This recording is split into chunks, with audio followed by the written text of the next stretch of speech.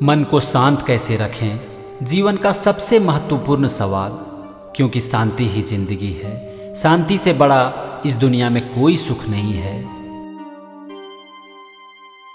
मान लो कि आपको जिंदगी में सब कुछ मिल जाए, पैसा, बंगला, गाड़ी, लेकिन शांति ही नहीं मिले, तो क्या चाहिए ऐसी जिंदगी? या फिर जितनी जरूरत है कम से कम वो पूरी हो जाए, लेकिन मन हमेशा शांत रहे। कौन सा अच्छा है? अगर आपको दोनों में एक चॉइस दिया जाए तो क्या चूज करोगे?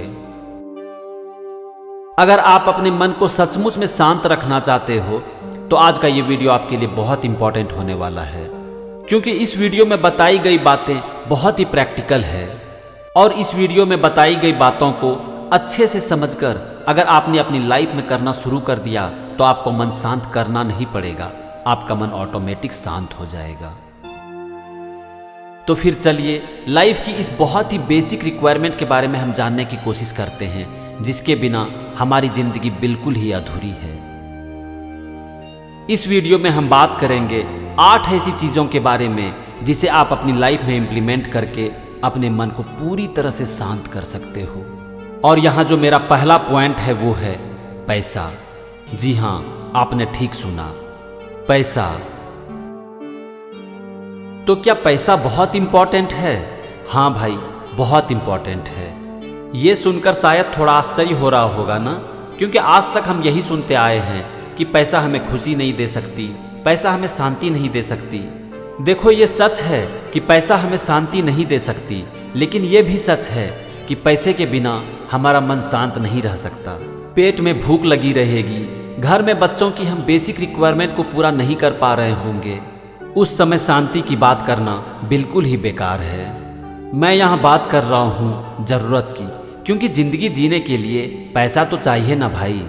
आपके पास कम से कम इतना पैसा ज़रूर होना चाहिए कि आप एक कंफर्टेबल लाइफ जी सकें। अगर आपकी उम्र 18 से 25 साल के बीच है तो आपको इसे आज और अच्छे से समझने की ज़रूरत है। आप इन्वेस्टमेंट के बारे में सीखो, पैसा कैसे कमाते हैं सीखो। आप लोगों में जो भी अमीर बनना चाहते हैं, मैं 2 बुक स्ट्रांगली रिकमेंड करूंगा, आप इसे ज़रूर पढ़ो। नंबर 1 है think and grow rich by Napoleon Hill, और नंबर 2 है rich dad poor dad by Robert Kiyosaki. जितनी जल्दी हो सके आप इसे पढ़ो, क्योंकि अगर आप लेट से इसे पढ़ोगे तो पढ़ने के बाद आपके अंदर से एक आवाज़ ज़रूर आएगी कि काश 5 साल या 10 साल पहले ये बुक मैं पढ़ा होता तो आज कहीं और होता।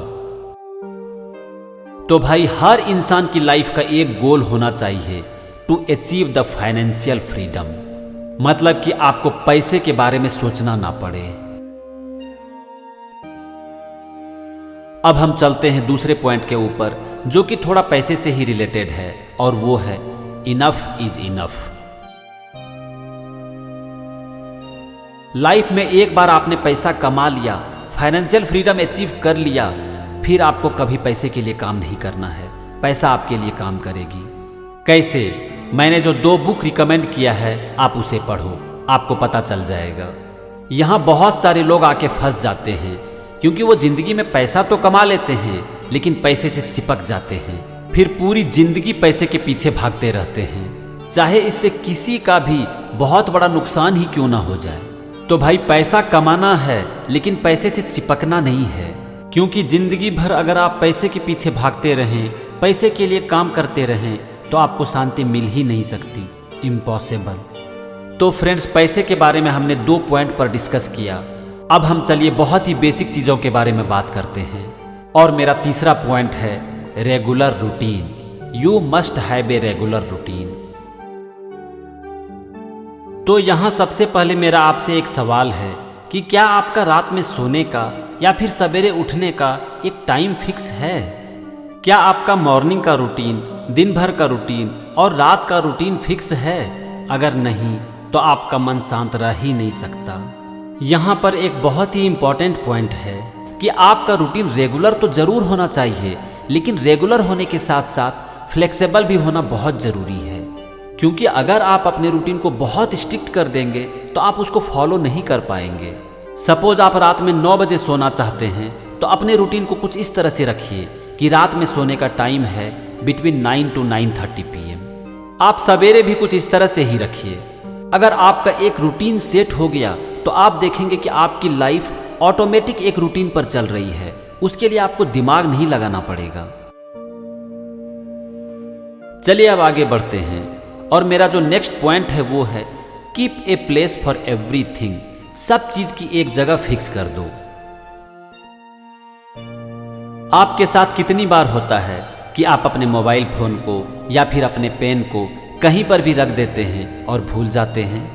होता है ऐसा, और उस समय मन बहुत अशांत हो जाता है ना?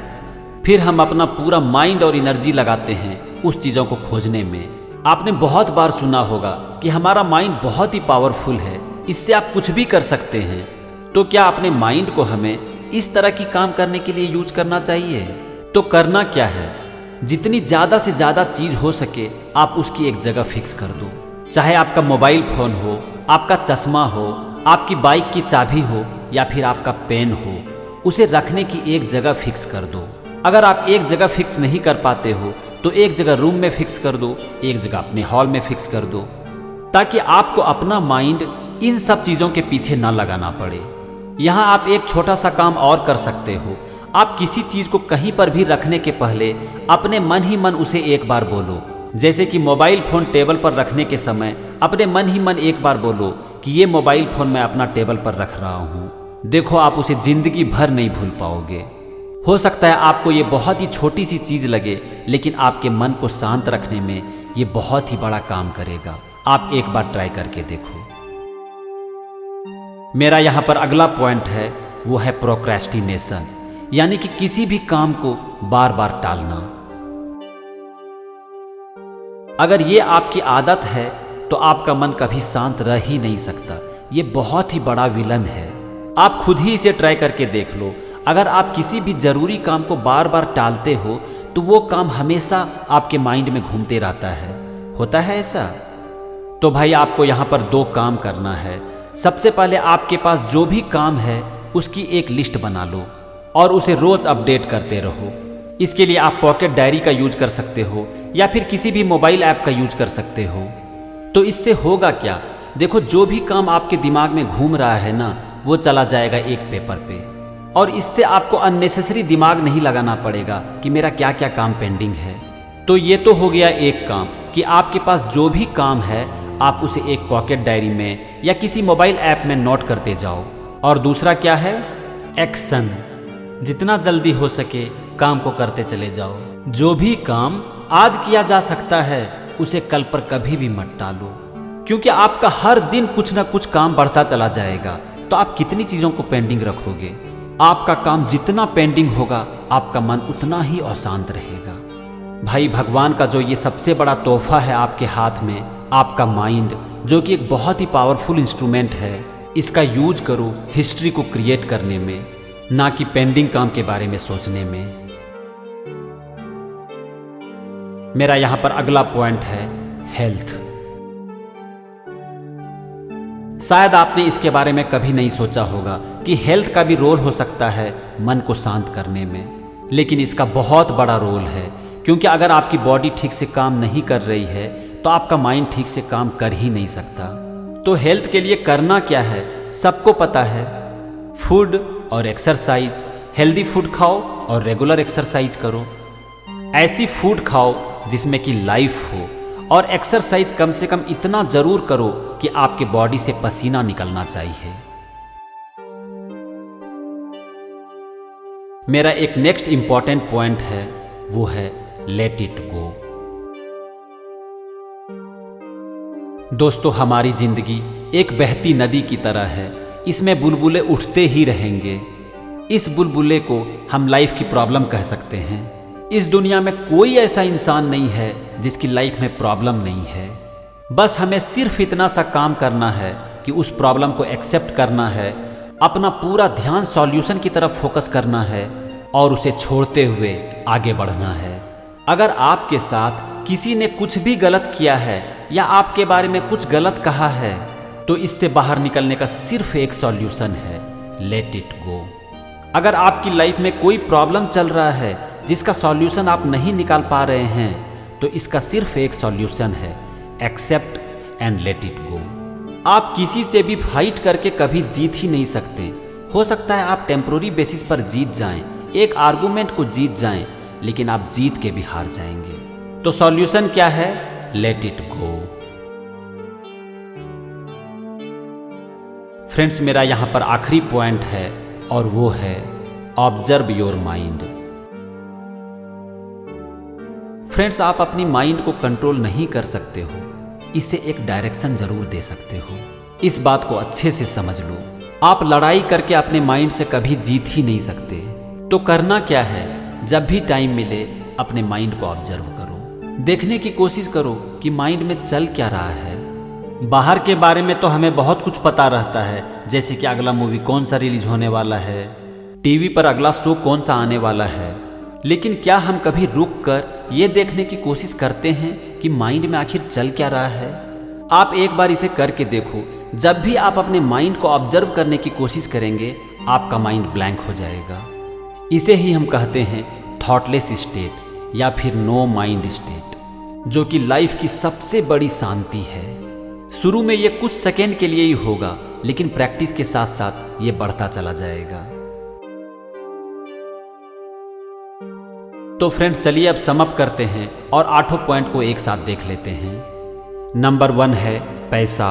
Number 2 enough is enough. Number 3 regular routine. Number 4 keep a place for everything. Number 5 procrastination.